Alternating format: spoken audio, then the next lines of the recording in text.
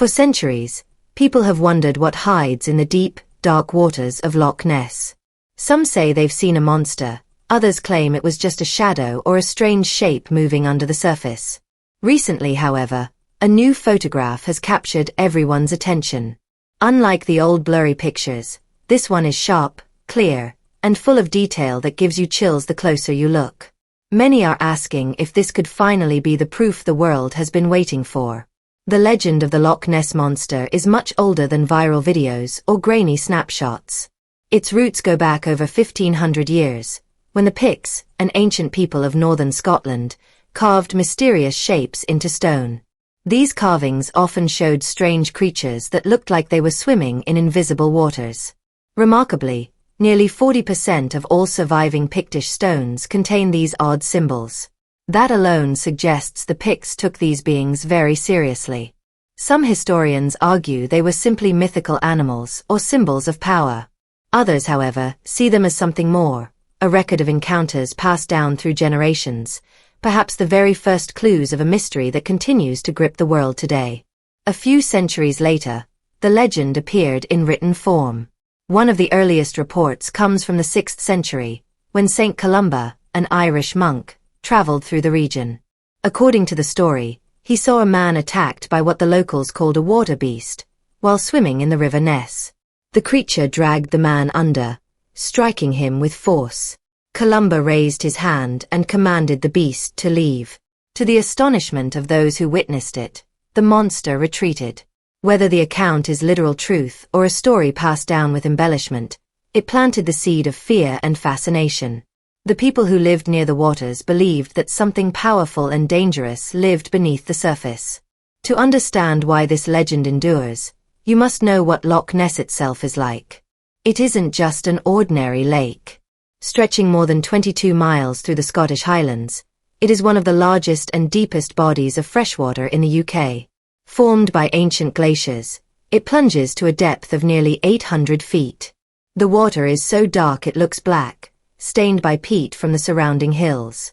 Beneath the surface are hidden trenches and twisting channels that make it nearly impossible to see more than a few feet down.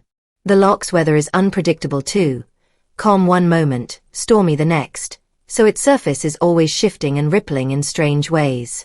It is the perfect place for a story that blends truth with mystery, science with legend. But there's another reason the story survives: the human imagination. People are naturally drawn to mysteries. We search for patterns, explanations, and meaning in the unknown. Nessie is not just a monster, it's an idea, a living question mark. Every unexplained wave, shadow, or splash stirs the same thought: what if? Scientists, skeptics, and believers alike admit that Loch Ness has all the ingredients to keep curiosity alive. It is remote enough to feel untouched, vast enough to hide secrets, and mysterious enough to make you wonder what could be lurking just beyond sight. The fascination only grew stronger as more stories and photographs surfaced over the years. What began as whispered tales became international headlines. Sightings and alleged evidence made Loch Ness one of the most famous and enduring mysteries in the world.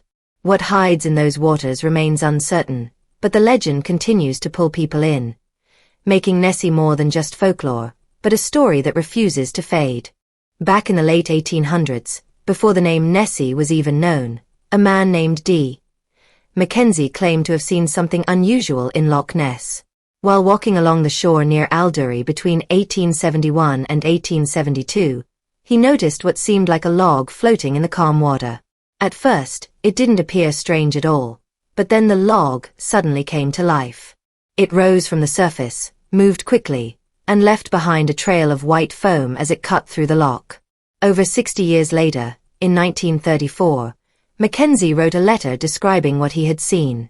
While some skeptics doubted his memory after so many years, his simple and vivid account matched what other people would later report.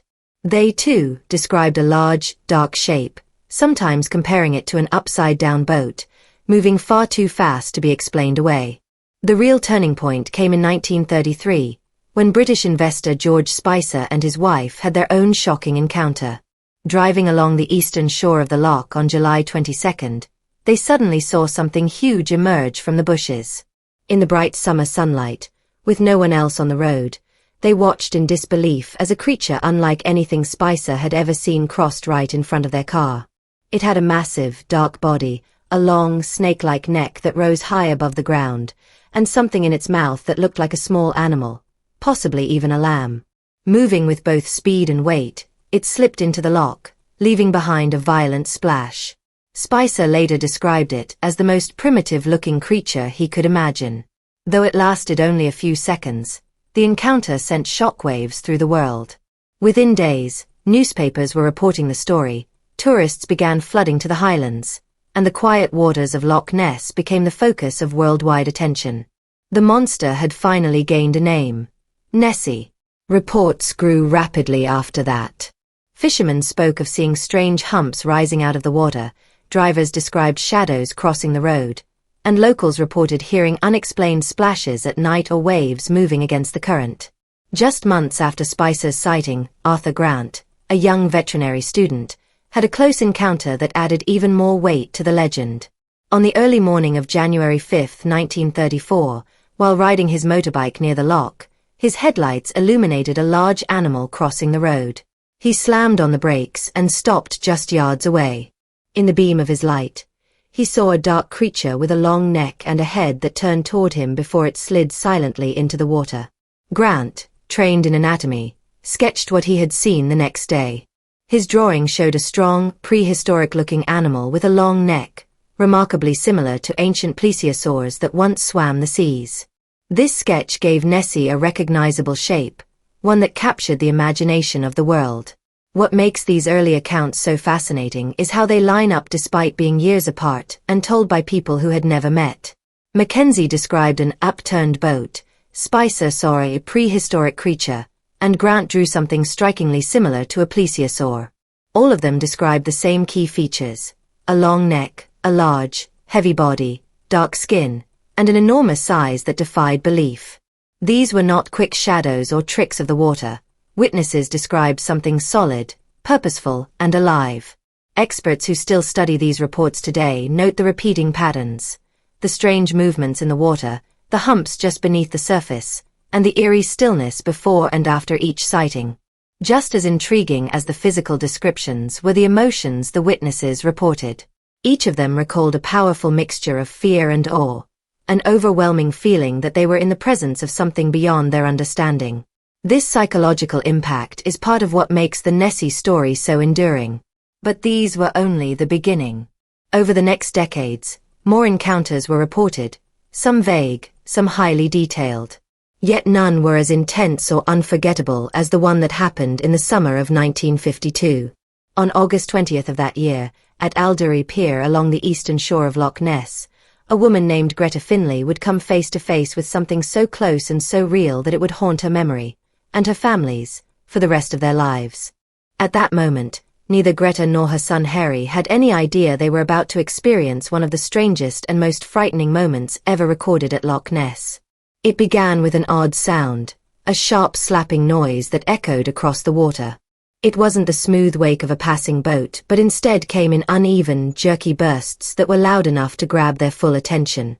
At first, it seemed like it might just be a large fish breaking the surface, but the noise continued, forcing Greta to look more closely. Only 20 yards away, the once calm water suddenly looked alive, shifting and stirring unnaturally. Then, in an instant, everything changed. Out of the water rose a long, straight neck, dark and slick with skin that glistened strangely in the pale sunlight. Greta thought its surface looked almost slimy, like a snail's body, smooth and wet with an odd shine. At the very top was a small head, unlike anything she had seen before. Two short, rounded projections jutted upward from it, shaped almost like stumpy antennae or the ends of branches. The sight was so bizarre and alien that both mother and son were frozen in disbelief. The creature didn't hurry or thrash wildly. It moved with a strange, deliberate calm, creating small ripples that spread toward the pier. Greta estimated that the part of its neck and head they could see stretched at least 15 feet above the water, and she knew the body hidden beneath the dark depths must have been much larger. For minutes, the two of them stood completely still, unable to move, watching every unsettling detail imprint itself in their memories. The shiny skin, the tall neck, the unnatural head, all of it was burned into their minds. Shock kept them rooted to the spot, so much so that neither thought to grab the camera sitting just inside the caravan only a few feet away. Finally, the creature sank slowly, sliding back under the water without a splash. It left behind only a trembling wake, as though it had never been there at all. Yet Greta and Harry both knew they had seen something real, something unforgettable. The experience left deep scars on them. Greta struggled for years with the fear she felt that day, unable to fully explain it in words. Harry was so shaken that he never went fishing again, though the memory of the encounter never left him. Researchers became aware of the Finley sighting not long afterward. In 1957, writer Constance White interviewed Greta in detail and found her story to be steady, consistent, and clear, with no exaggerations or contradictions.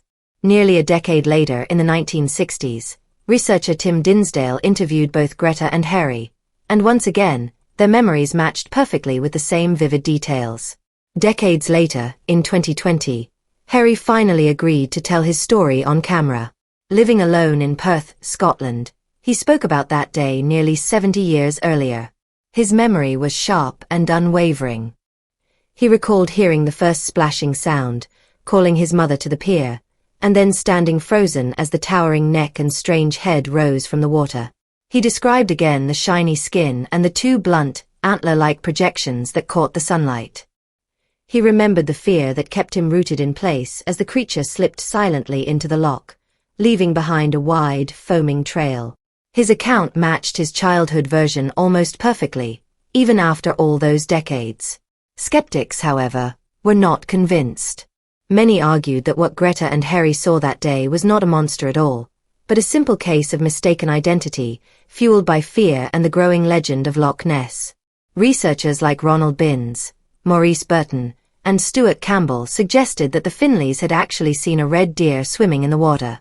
According to this deer theory, the strange projections Greta described on the creature's head were antlers seen at an odd angle, while the shiny skin was just wet fur reflecting the midday sun.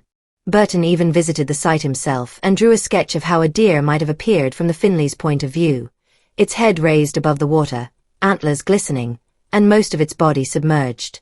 In his mind, it was enough to explain the entire mystery, especially since Loch Ness had already been buzzing with monster sightings for decades. By 1952, the idea of a long-necked, prehistoric-looking creature was firmly planted in people's minds, thanks to reports from Arthur Grant and George Spicer years earlier. Skeptics argued that Greta and Harry, shocked and unprepared, had simply fit what they saw into the existing monster narrative. They also pointed out that human perception can easily be distorted by fear. Under stress, the brain tends to exaggerate details and rely on stored images or stories to make sense of the unknown. In this case, adrenaline could have caused both witnesses to mistake an ordinary animal for something extraordinary. The environment of Loch Ness, with its dark, deep waters, steep sides, and strange lighting effects, only added to the confusion. Reflections, waves, and floating debris could easily transform an ordinary sight into something uncanny. But when this theory was examined closely, serious problems appeared. The water near Alduri Pier drops to about 22 feet in depth just 20 yards from shore, far too deep for a deer to be standing. If a deer were swimming, its head would have been stretched forward, its ears twitching, and its movements quick and restless. But Greta and Harry describe something entirely different: a neck rising straight up, a steady and still head, and calm, deliberate movements. There was also the way the creature vanished. Deer do not sink straight down into the water. They thrash, swim, or float until they reach land. But the Finleys described the creature sliding silently downward, leaving only waves behind it. This behavior didn't fit any ordinary animal. Even with these inconsistencies, skeptics continued to argue that what the Finleys saw was a trick of the mind and environment. But for Greta and Harry, there was never any doubt. What they witnessed that summer afternoon at Loch Ness was not a deer, not a shadow, and not an illusion. It was something real, something unexplainable that still lingers in mystery to this day.